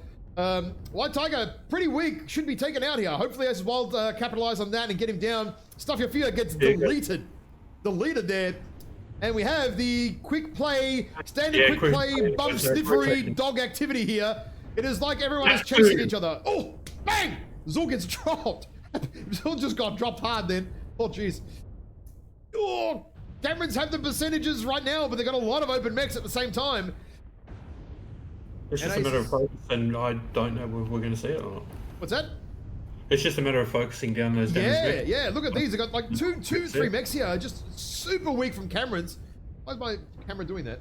Oh, so Shaman just shut down. White Tiger is open CT. Tamerlan goes down, but unable to convert a kill there in the middle on Skippy Nibbles. Yep, double kill quickly there, and we've got very quick. Very quick kills there. Look, there's a lot of open mechs here on Cameron's side. This is at 94%. A lot of open mechs there. What's that? Succubus, was it? Can't even see. Oh yeah, 94% in the streak. Huntsman definitely causing some problems. I think Succubus deleted Judah. I think that's probably what happened. And bang, there we go. That game is, geez, that was fast. That was fast and furious, that game. There was not a lot of mucking around there. Not a lot of mucking around at all. We just need to see some capping, and then we'll be able to talk about some damage numbers there. It's 11 minutes to go. Come on, PGI. catch the hell up. Yep. Well, I suppose every team could disconnect with server issues or something like that. I don't know. Maybe. Perhaps. Not sure. Okay, so just waiting. Do we need to be doing that over on the MWO Discord rather than your one? Yeah. I told them we'll go back there earlier, so that's okay. I've already covered that off. So let's, after we do the damage numbers, then we'll jump over Discords. And then after that, we'll discuss the rules. So guys, get your questions ready. We'll have a, if you have any questions about how the rules work and stuff, get ready to ask those in about 5 or 10 minutes. Damage numbers, what do we have? Ooh, Peggy. Ooh. So, tech drive truck and that Victor, 682 damage. Yeah. Right. The reason why 3 AC-10s on a Victor is really strong. 458 on that Mark IIB. Really even spread, in fact, on every one of the cameras makes, like, none of them are under 330 damage. Also, 310 damage on the Commando. On the Aces Wild side, 404 for Psycho and the Veagle. 376 for Kelder and that Vulcan.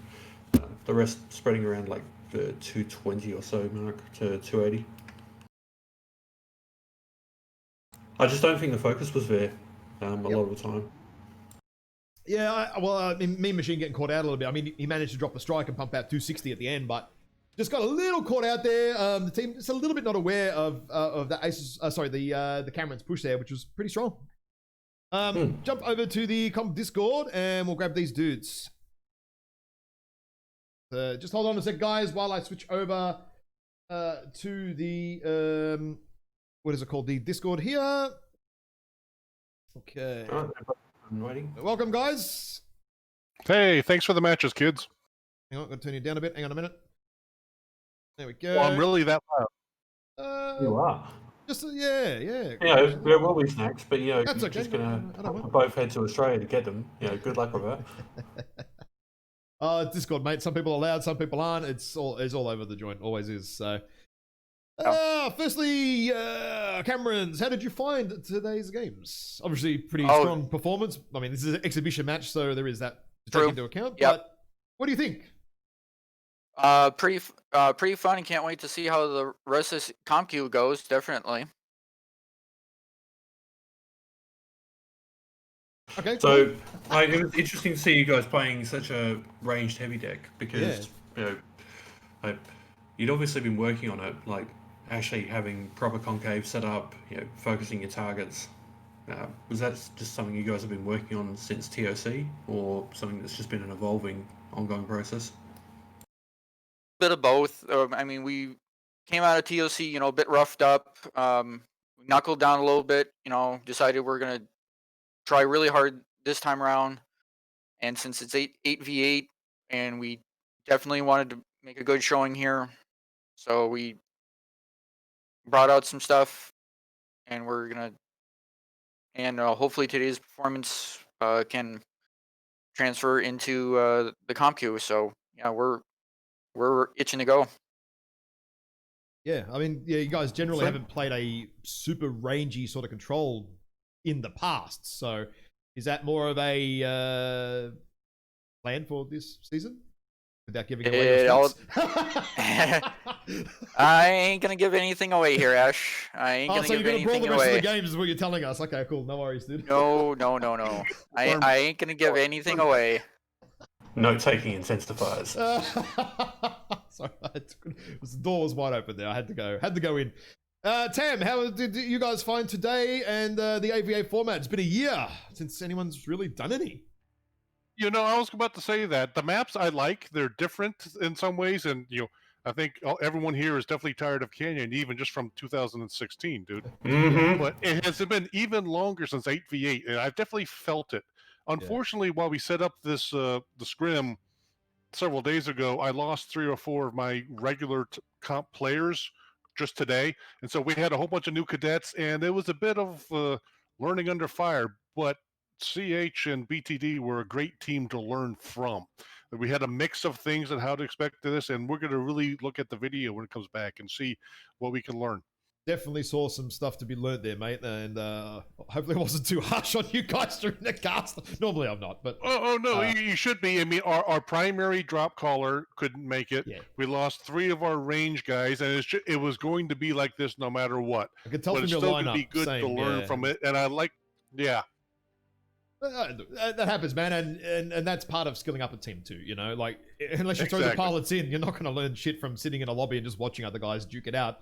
Unless you're playing it yourself and going, okay, right, I can watch that, I can see it.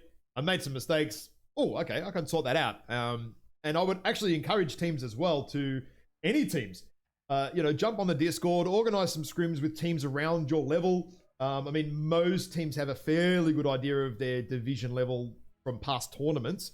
So post in the scrim channel, say, hey, look, we're a Div E team looking for a rough Div E team to scrim, and get, one team each can have a guy videoing and recording, and then 8 other guys play the game, and always helps to do that, so.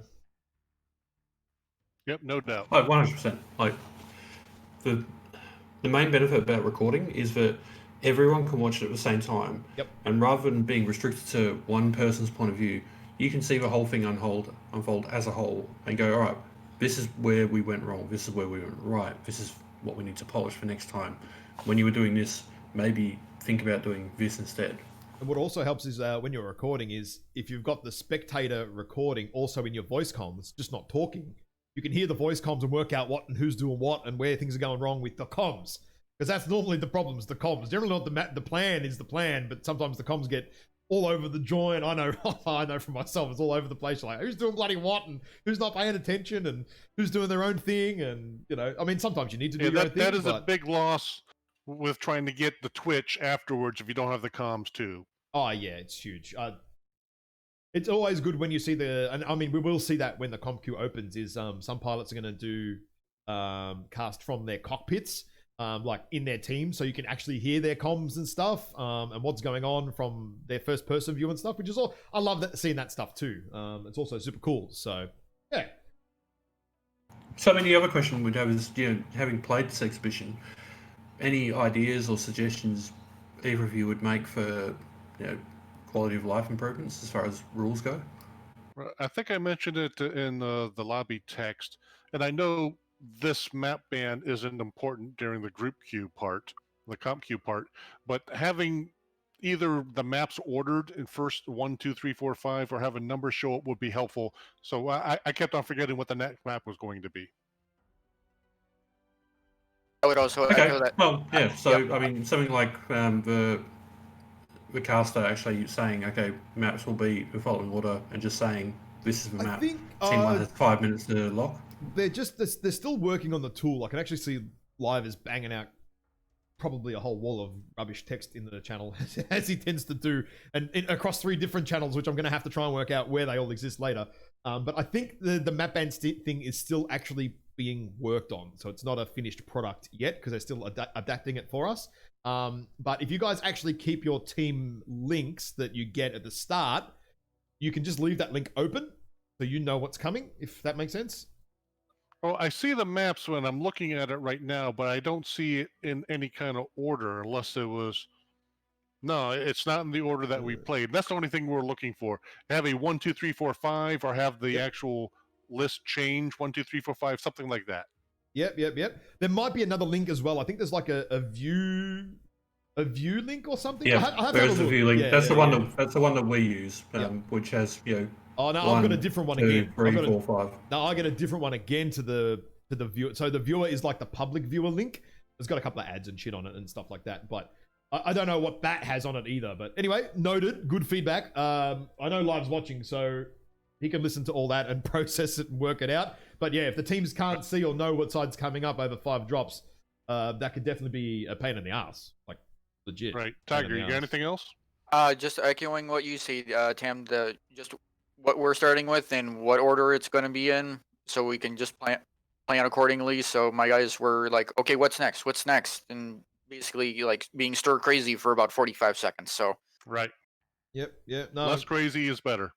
Yep. See, Live, especially with these guys. All right, I'll put Live on task, man. He can go sort that stuff out. So on the team link, you want to see the results of it spelled out clearly because I know it. Yeah, when you click the map Results band, of the map order, yes. We, Yeah, we the don't need order, to have the yeah. game order, the game results in there, but No. the map order would be helpful. Yep, it's map the order. Instead of the red, blue, Yeah. Instead of the red, blue, just icons, maybe if you had a 1 or 2 on that as well, because people will Or forget either A or which one's B. team 1. Yeah. Or maybe even And make it then- a bit larger, I think, as well. It's even hard for Or me to just see. have text. Just Yeah. have text instead of the cool icon. Just say TM1, TM2. Or home and away or something like there's a home team always and there's always an away team. Maybe something Whatever like that. the text is in the comp queue should be the text here. Yeah, just so we're knowing, like, okay, we know we're dropping on this side of the map on these maps. The other team's dropping on this side of the maps all the time, and which order it's going to be in. Yep. Yeah, So and we're not- Good. I need to take what I just said back because we won't be in the comp queue when you use this tool, right? No. This is only for Correct. semifinals. Right, So so this that correct, doesn't matter. So this tool is only for the semi-finals onwards. In game, Right, so it's just whatever totally different. the text is in the lobby should be the text on the tool. Yeah, I think so. I'm a bit confused. I'm actually just envisioning CompQ right now and all the stuff, but the CompQ stuff in game is a lot simpler because you're not playing 5 drops. It's best of 1, so it's totally different in the Right. game. You're only picking 1. You ban 2 maps each in the CompQ, not we're playing 5 different maps. We need to select them all, if that makes sense. Yep. Yeah, so in game is very different to outside, but we'll work on we'll take that feedback and we'll work on the tool for sure. Absolutely. So, any other questions or Yeah, I comments, think fellas? that's pretty much it. But... Yeah. And again, I appreciated everybody. And Blackthorn and CH again, thanks a lot. Once I saw the names on the other side, I knew this was going to end up like this, but it was still good learning and good fighting. Oh, sorry. Didn't Bob tell you what you were going in for, mate? Did he send you down the chute without telling you where you were going? Well, the next taco I give not Bob will be through his ass. Oh, very good. dear. All right, well, thanks for joining us, guys. We're just going to go have a quick chat with the Twitch chat and any questions, cover off anything else. And yeah, thanks for joining us. Thanks for the exhibitions. And Cheers, everybody. Yeah, thanks, boys. Later, guys. Cheers. All right, chat. Do you have any questions for us regarding the rules, the format, or anything like that? What I will do quickly is bring up the rules page here again, the little infographic. If Mr. Dadachi, you want to run through that very quickly, how it works. Right, so when you go into, well, if we talk about when you're actually in CompQ itself, literally you'll hit launch, it'll do the time, or the rundown timer thing, same way it does in Solaris. If you get selected to have a match, it'll come same way it does in Solaris with your team on one side and the other team on the other side. You'll go see the list of maps and each team will have a chance to click through and ban a map. Those maps will disappear from the pool. Once it's on to which map you're playing, you then have a chance to set your mechs and your lancers. And then, yeah, the timer hits, you wind up having the match launch, and you play from there. Yep. As far as the actual semi-finals onwards stuff goes, the key thing to remember is that you need to be, if you want to get the rewards, you need to be on a team when the CompQ stage ends. I'm actually just So you flicking can't over. just join up with someone. Yeah, I'm just So flicking if over you to play the 20 rewards matches, now. but Yep. you drop through, if you play 20 matches, but you drop off of a team, you don't get entitled to their rewards. Like I say, you can't play 20 and then sub out and get someone else in and still get your rewards yourself. You need to be on that team when the season ends. Super, super important, guys. It's a question that gets asked a lot. If you as an individual play 20 teams and leave 20 games, and leave a team, you don't get nothing. You have to be on a team that has played 20 matches, not the players. So the players can play 1, 2, 15, or 20 matches. It doesn't matter. It's the overall team has to have played 20 matches, and you have to be on the roster when it closes. What is that close date? I actually totally forget. I think it's... the close date is 22nd of November, I think. So finals start Yep. on the 13th of November Yep. and finishes with the grand final matches on the 12th of December. No, sorry, 10th of November. My bad. So Yep. A week yeah, early. the in-game competitive queue opens on the 25th. Yeah. 29th of September till November the 10th. So yeah, as long as you're on a team at that point, at the end point, your team has played 20 matches, you get the rewards, which are on the screen right now. Do you want to run through quickly the rewards that everybody gets, mate? Everybody. So if you, no matter how badly do you do, if you play your 20 matches as a team, everyone on your team gets 5 mech bays, 7,000 MC, 3 million C-bills, 273 GSP, 3 colours for every single one of your mechs. White, black and orange. You can choose to use them, you can choose not to use them and leave everything in olive green. It is up to you. Yep. But you get access to them without paying any money, without having to buy them with GSP or buy them with MC, nothing. It's pretty good. And if you get further if you up, go any better than that, yeah, if you get into the top 30, guess what? You get an extra 2 mech bays, an extra 1,000 MC, 2 million C-bills, 182 GSP, and titles as well. That's just for taking part and just for hitting the top 30. It's eminently doable. Hell, last year's Pseudo's streamer team almost managed to hit the semis. imagine Karen getting to the finals. That'd be jeepers. That'd be yeah, interesting. So yeah, look, I think we might have a little bit more than 30 teams in total, or it'll become pretty close. So if we don't actually have 30 teams, right, any team that plays 20 matches gets the double reward. It's actually pretty good. Like, you get the 30 and the 500. So it is definitely worth getting in, guys. Getting in on the action. Tony, one thing you would like to see is in the semis, once a map has been played, it is automatically voted out for the remaining matches. Well, in that match set, it is. They can't play a map twice. So not exactly sure what you mean. If you mean for the remaining 12 games, well, that kind of can't work because we don't have 12 maps. That's another problem. So any other question is... Stuff if he says, wait, that means I get free stuff, even though I will die horribly. Yes, you do. Just having a look here in the chat. So there's no other questions. Cool. That pretty much brings everything to a close, unless anyone has any other questions. I would just like to say, once again, thank you to PGI for continuing to support this tournament each year.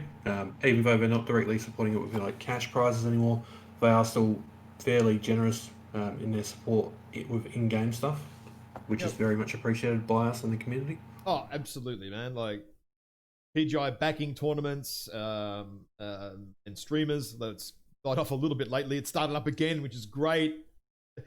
Supporting the community that keeps the community running as well, keeps it active. And you don't have to be a high skill comp player to have fun in comp. That's why we have 5 divisions in all the comps this season. From super dirty new casual player that just wants to get up, blow some mechs and win some stuff, to the elite Div A. There's something for everyone. And it's fun. It gets your unit together, gets you a bunch of mates together, and experience MechWarrior online in a very different fashion. So very good, and really, really awesome that PGI do get behind that. Despite all the criticisms and everything, that is definitely a great point of PGI really backing that, and I will always say that 100%. It's never been in question. So really good. I think that's pretty much runs to a close, mate. Okay, so just a quick question, looking for the team channels. So yeah, I will quickly show you guys here on my screen.